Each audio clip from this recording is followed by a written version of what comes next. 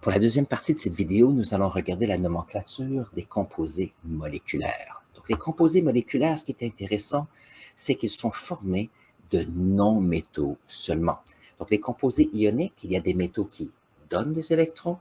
On va voir si on peut faire ça ici. Donc, dans un composé ionique, il y a des métaux qui vont donner des électrons et il y a des non-métaux qui vont recevoir des électrons. Donc, ça, c'est une relation de transfert d'électrons. Il y a des donneurs et des receveurs. Par contre, il arrive que si on a des non-métaux, regardez où ils sont ici, on a ici des atomes qui veulent tous avoir des électrons pour couvrir ou compléter leur dernier niveau d'énergie. Ce qui arrive ici, c'est que ceux-ci ne donnent pas d'électrons, mais puisqu'il y a plein de personnes qui veulent avoir des électrons et personne n'en donne, à ce moment-là, on a besoin de les partager. C'est comme un peu lorsqu'il y a une fête et il y a un gâteau de fête. Alors ici, il y a quelqu'un qui fait un gâteau, qui le donne à quelqu'un.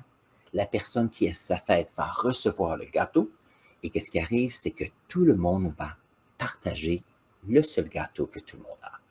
Dans des composés moléculaires, les atomes vont partager leurs électrons. Donc ça, c'est la première chose ici.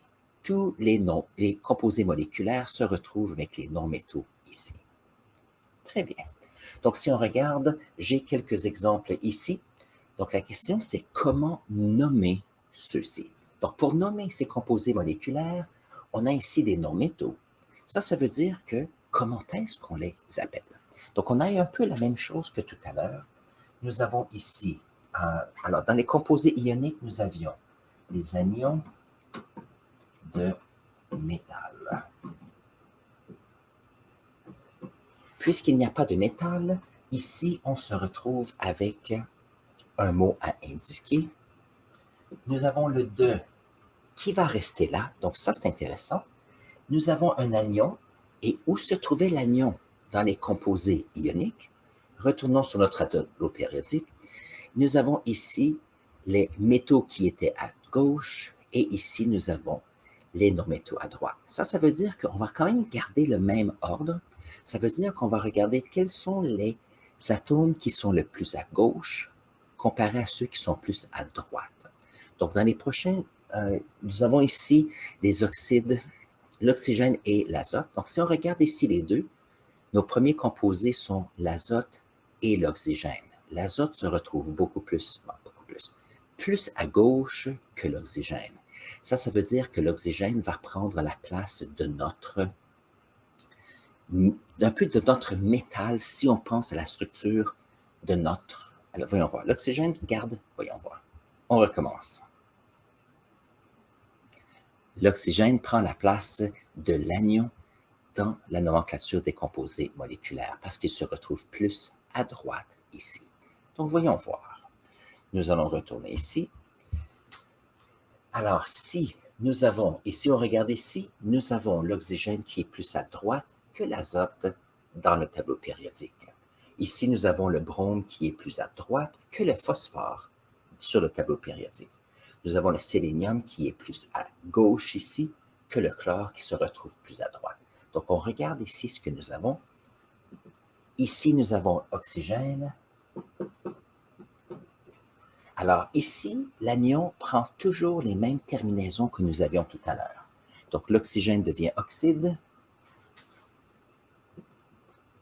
de quoi? Ici, on a l'azote. La difficulté qu'on a, c'est que dans les composés moléculaires, c'est très important d'indiquer combien d'atomes il y a dans chacune des catégories. Donc ici, il y en a un. Ici, il y en a deux. Donc, ce que l'on fait, on va faire, puisqu'il y a deux oxygènes, on va dire dioxyde de... ici, vu qu'il y en a un. Excusez. Lorsque c'est, on a ici le premier qui a un, on n'a pas besoin de mettre le mono ici. Donc ici, on a un dioxyde d'azote, comme ceci. On va finir par y arriver. Donc si on regarde le suivant, on a encore l'oxygène, donc l'oxyde ici de